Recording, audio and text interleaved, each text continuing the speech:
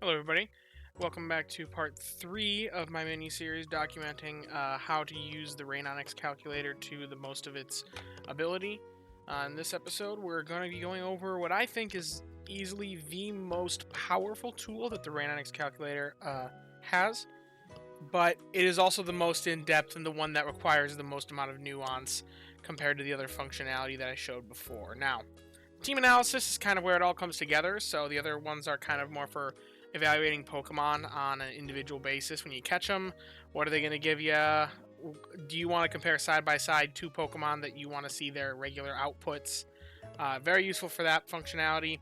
The team analysis is where all of it comes together and makes it finally be able to tell you what you're going to be looking at for output in a week. So, to give an idea, it's really simple if you do your record keeping. Now, I've made a couple Pokemon on this account just as a demonstration. We have a level 1 Wigglytuff and a level 1 Vaporeon. I don't even think that's possible in the game, but I made them as an example in the last couple episodes, and basically you can just pull them in. You can say, this is my healer for the week, and this is it, and that's always this middle button, is you can just pull something in from your box. Now, as time goes on, your box fills, you get a lot of options in here. It's going to take some time to scroll between. You can sort by strength if you have premium access. I didn't realize that was a premium feature. But you can also sort by typing. So let's say I want to filter down to water types because I don't want to see it. Then, like, I know the Vaporeon's here. If you want quicker access to it, you can filter by ingredients, skills, or berries. And you can even filter by sleep type. Don't know why you would ever need that, but if you also want to see what you have available for a particular ingredient, let's say you're trying to make a particular meal, you can be like, oh, I need milk this week. You click that, and it filters down to only your Pokemon that have milk in their ingredient list. Or you can do that with favorite berry as well, or if you can say I only want to see final evolutions, because pre-evolutions aren't the best in this game, other than very niche circumstances. But once you're here, you're going to be relying on your settings that you've set up in the past to be accurate, to properly account for it. When you're doing team analysis, you don't need to worry about skill recovery because it'll auto-calculate the skill recovery based off whatever healer you put on the team. So this feature is not going to have any impact, but you want your cooking will be taken into account, your sleep schedule will be taken into account, your cooking schedule will be taken into account, what meals do you have set up for the week. You may have to toy around with these things and go back and forth kind of between the settings to make sure you have the right meals set. So, obviously this Wigglytuff is going to score higher if I'm making a meal that has, let's say, Lovely Kiss Smoothie. It has honey in it. So when I have the honey settings, it says 2,149, versus if I say no meal preset, it's only 1,915. So really, it's all just about making sure that you have all these details fine-tuned, and it will all be taken into account when it's calculating this. If you say you have the Go++, for example, it'll just automatically tell you the value that the Nightcap Pika is going to output per week, or per day, or week and day, actually. So six electric berries a day, 0 ingredients at base level, in case you were wondering. So a lot of it's just about making sure that you have this all fine-tuned. Once you learn your account and your settings and kind of how you play, you're going to have this all set up right. Make sure you're updating the island bonuses every week if you want to make sure that your weekly output average is going to be correct, or if you want this to be accurate. Comparing two teams side by side isn't going to change at all. Like, you're still going to... The better one's always going to be better than the other one, whether you have a higher island bonus or not. They're just not going to give you accurate numbers to what you're going to get in the week. But anyway, for example, let's put together just a quick team. You know, I feel like this is better to actually do on my main account. Give me one moment. I'm going to swap accounts so I can actually show you assembling a team.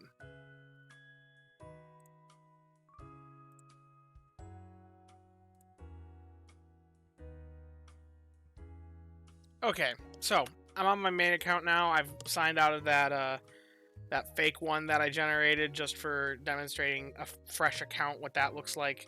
And so let's say I want to generate a brand new team that I've done nothing with. this thing is completely broken now, or there's nothing here. I'm going to have it override my previous settings. I can do this on this account because it's a premium one. Basically, what you're doing here is you're saying, for this team, use these settings, ignore what's in the default. You're not going to be able to do this if you don't pay for the premium access, but it's all the same sort of things. So I'm going to override it. Basically, you just pull your Pokemon in. So I'm going to use the example that I like to give a lot. I'm pulling in my Raichu. I'm pulling in my second Raichu. And I'm going to the old gold power plant. Now, these settings up here will automatically select favorite berry, similar to how it works in production comparison. And then if you have autosave enabled, it'll save it so you can swap back and forth. If you don't have this enabled, then if you try clicking off, then you want to make sure that you click this button right here so it updates. Otherwise, when you leave it and you come back, all your progress will be lost. So make sure you do that if you're trying to swap between things. And then you can bring in your 2 team members.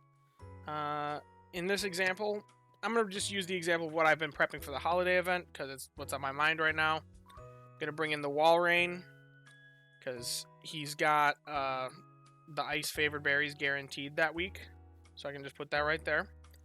And then I know that I prepped up my Quaquaval. So I'm going to look up my fighting types, and then I can just pull him in. And then, to top it all off, I always put the healer on the end. So, Gardevoir is my healer of choice. And then down here, you can see how it compares to whatever meal you had prepped. Now, by default, you probably have it set to no meal type. If you know what meal type you're already making, you can set it to that meal type. Let's say if I knew it was going to be curries, I could set it to curries.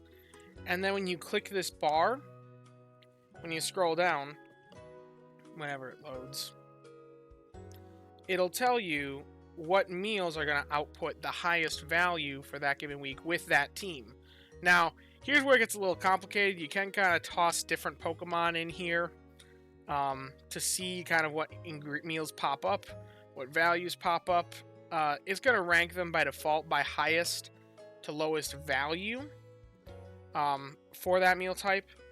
However, let's say this example, it needs 46 more soybeans a day, 13 more mushrooms a day. I can't afford that because I don't have enough prep time. Let's pretend that's the circumstance. Then you can say, I only want to have meals that have 80% coverage, and that's just how many of the ingredients that you have. So right here it's 60%. You're now making it filter to only 80% meal coverage or higher. It's going to give you a different feedback. I typically go for like 80 to 95, depending on how much time I have for meal prep overall. So then here, you can see now it's giving me a list of meals that only takes 14 herbs and 3 mushrooms. Now, it's nice because it's giving you a schedule of like, this is your breakfast, this is your lunch, this is your dinner. Some people like to just make the same meal all 3 times, so you also can just set it to be that meal. Let's say in this case, I don't want to bother with the Ninja Curry, and I just want 3 meals of spicy elite curry a day. I can go in here, and I can set it to 3 meals of spicy elite curry per day. And like I said, unfortunately, you'd have to do this in the main settings, which is going to override anything if you don't have the premium pass. But you can see here that if I want to make this meal consistently all 3 days, or all 3 meals of all days of the week, I'm 22 herbs shy. So I'd have to find a way to make up those 22 herbs. I typically recommend overshooting that number a little bit, especially when there's RNG factors involved. Like in this case, the Walrein has to proc its main skill to get the little bit of herbs that we are getting. So given that there's a lot of RNG there, I would instead just shoot to make all the herbs for the given meal, which in this case on the leek curry is 8 herbs per meal. That's 24 herbs a day. I would just shoot for 24 herbs a day so that you can't get screwed by the RNG. And typically I recommend having these numbers a little bit above target as well. In this case, they're well above target. This isn't a problem at all for this team, aside from the herbs, so that's one fun thing. But then, just like you can do that with having a meal type set, you can also have it free as well. And it will give you an estimate for which meal type's your strongest. And what your best possible option across all meal types are, so that if you're able to force a meal type, then which one should you be targeting with this team, and which one should you prep for. Now, as you can see, it takes a little longer to load when you do this, because it's now considering 3 times the amount of options as what it was before, because it's considering 1 for each meal type. And you can see that in this case, I actually randomly selected what the strongest option is for this team, which is curry and leek curry and ninja curry. However, something interesting with this team, I'm actually running desserts, because something to consider is this is going to take into account your meal level. Now, when you're in these settings, you're going to want to make sure that the level is set correctly. And here, when you plug it in, you'll be able to adjust all these levels as time goes on. Now, you can see down here that it tells you how far off you are from making your meal targets every day. So I recommend maybe just taking these numbers and being like, okay, how many more do I need every day to make that meal requirement? Now, I plugged in for Zing Zap Spice Cola every day. As you can see, this team is missing 34 coffee a day and 26 apples. I've done the math on this before, and it's about roughly 261 apples and 252 coffee to be like comfortable with it. Or I think it's actually 231, not 61. And then just we're missing like a little bit of ginger, so I was like, I'll stockpile like 83. You can just plug these in, toy around with these numbers until you get to the numbers that you feel comfortable with down here. So as you can see, the coffee, all of it's reliably made, and as long as this number is below what your maximum ingredients are per week, and you're able to make enough ingredients in the preparation time that you have, then you're all set to go. And you can force the meal type that you want. Now, there are ways you could toy around as well and like try to come up with an ingredient list that's prepped, so that way you can have multiple teams, one that each covers a different meal type, and you can make sure to be reliably covered no matter what the meal type is, and then you don't have to worry about RNG. And that may be the best bet sometimes. But overall, this is how I like to use it. I think it's very powerful, but you can always throw in just any ingredients here. You can say, I've got 300 slowpoke tails in my bag, and how does that impact my production in the week? And obviously it'll bring up your bag space value and increase your overall strength in the week because you just have 300 slowpoke tails. So yeah, overall that's how I recommend using it for designing your teams. Kind of have an idea of what meal you want to go off of, and then throw in the Pokemon that you want to use that you think would meet those meal requirements, and then just compare, see where you're below, and then meet the requirements to the best of your ability by stockpiling in your bag. It can be a bit of a balancing act, and I've spent a lot of time in this tool, and I've learned how to use it. Now, you can change the analysis period from daily to weekly to Whistle. Whistle can be a very powerful tool for getting an idea of if you want to optimize the usage of your whistles, then this will tell you how much output they're going to give you in their whistles. So you can see here the skill specialist isn't going to be giving you that much because it just gives you 3 hours, assuming max energy, no skill procs included. So skill specialists obviously hurt when you're evaluating by whistle. Daily versus weekly, I just like to go off of daily because I think it gives a better picture than dividing everything to figure out how much is contributing per day over the course of a week. But you can use weekly just fine.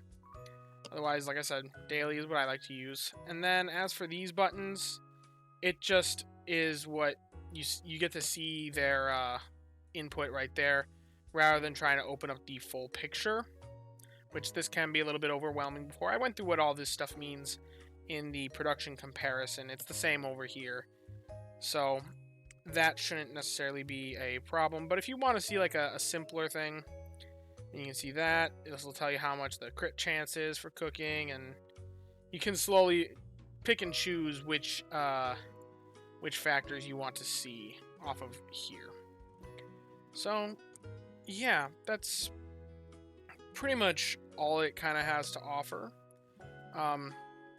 It's a very, very powerful tool, and if you really get into it, you can throw the Pokemon in here. And I think this is the only way to accurately assess also the value of helping bonus, because it's very, very difficult to assess helping bonus on an individual basis because you don't have the full context, and it boosts the other members of the team. So if you really want to get an idea of the power of that skill, or like, do I run my help bonus Raichu over my berry finding Raichu? Or maybe this Pokemon has an ingredient that I might need to make the meal, and I might not be able to make it without that Pokemon. Do I run it over this other Pokemon? Which option's going to be stronger? Make the weaker meal?